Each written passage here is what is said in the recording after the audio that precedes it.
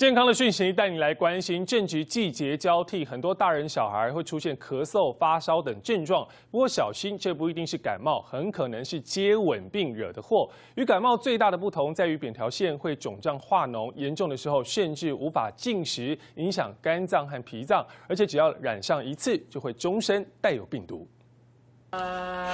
很勇敢。小孩勇敢看病，大人亲一下，来个鼓励。这一种经济类、亲密又甜蜜的动作，家长对小孩、男女朋友间每天都要来上一下，加温感情。会，一定会，因为他们太可爱了，很难不亲。对，因为他们眼神就是，你看，叫你要亲他。情感来了，挡也挡不住，只是小心这个深情一吻，恐怕轻者吻出感冒、咳嗽，重者有伤肝，甚至内出血的可能。他烧了2个礼拜。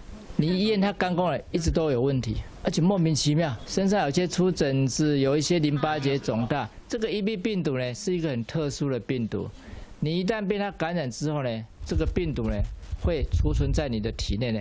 终身不会消失。EB 病毒俗称接吻病，多透过口水传染。初期症状如同流感一般，有发烧、咳嗽或流鼻水等。唯一不同在于 EB 病毒会造成扁桃腺肿胀化脓，严重时会肿到无法进食、呼吸困难，肝脾也会肿大，且只要染上一次，就会终身带有病毒。其实 EB 病毒也是可以造成什么鼻咽癌啦，甚至造成骨髓性的一个疾病，都有一些关联。EB 病毒虽然也是疱疹病毒的一个家族，但是它没有药物可以治疗。目前只能以施打类固醇减轻症状，奉劝大人小孩病从口入，爱的同时也要更注意小细节。记者卢一红、平宜台北采访报道。